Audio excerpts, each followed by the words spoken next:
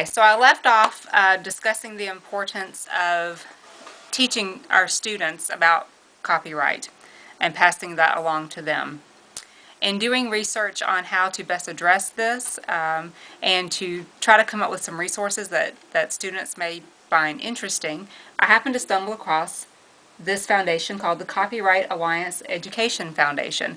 And basically this foundation is a nonprofit organization that has been put together to help teach students about copyright.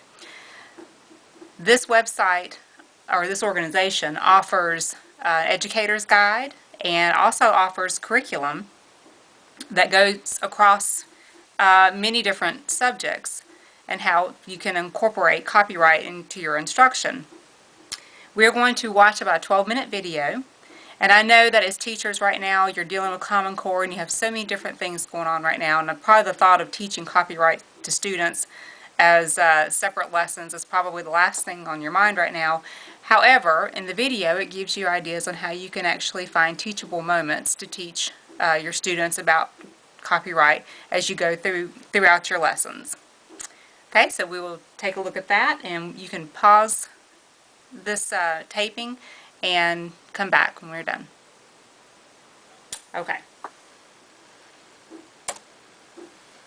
Okay, so I hope you found that to be very informative, and I hope you take the time to look over some of their curriculum because it's all free, and I found it to be very engaging.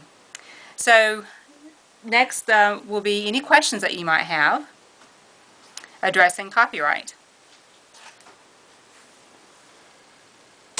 Okay, so we've gone through the whole presentation here, and I know I've talked a lot, and I certainly don't expect you to remember everything I said. There are several tools and resources, online resources, that you can use. We will be giving you a chart that we got from the county that you can post in your room.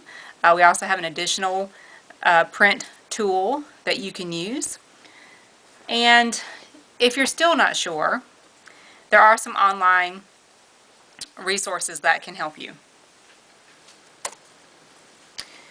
The American Library Association has a wonderful, wonderful resource to help educators make decisions about what works are protected under copyright law and what you can do as far as the fair use provision. So if you go to the website at www.ala.org and you go to the search box and type in copyright, you will be transferred to a link called Issues and Advocacy. If you click on that link, you will find a link for copyright tools.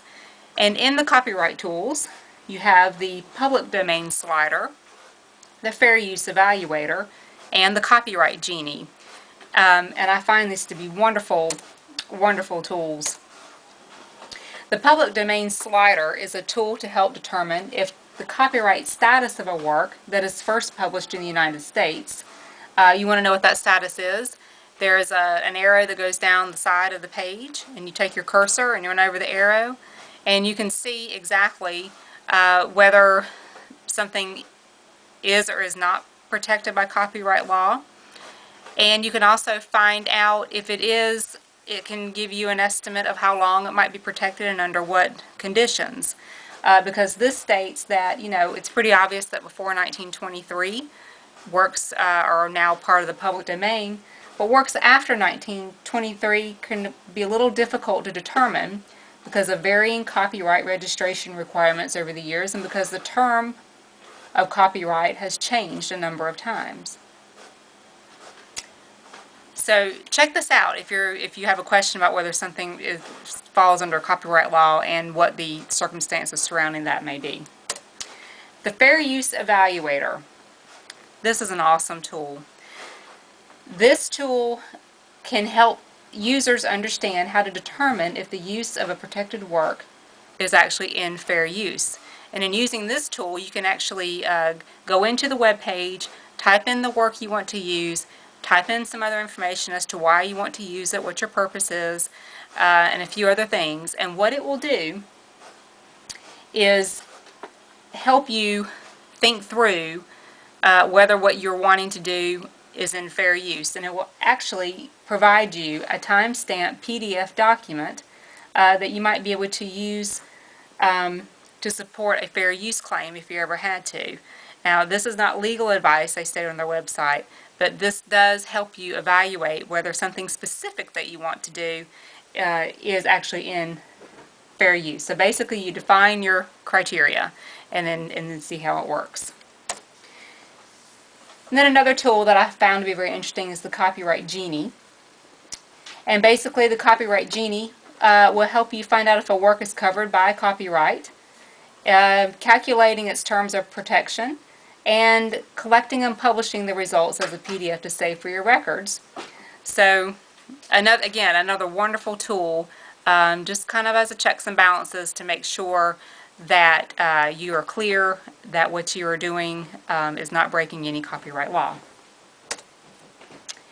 And lastly, there are some websites that I found that might be very, very useful if you're needing to know even more information about copyright. There's copyrightkids.org, which was the website we used to take our quiz earlier. That's a great site because it does address students, but also parents and teachers as well.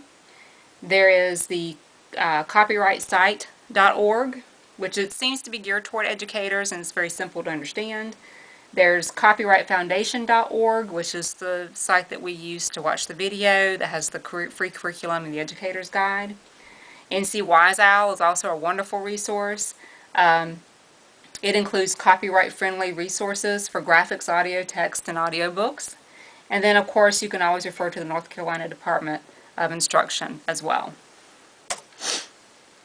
I want to thank all of you for your time today, and I hope that you walk away today knowing a little more about copyright than you did when you came in. And again, I encourage you that anytime you have a question and you're not sure, please utilize your media coordinator because she is a wealth of knowledge when it comes to copyright and is there to serve you. Okay, thank you very much.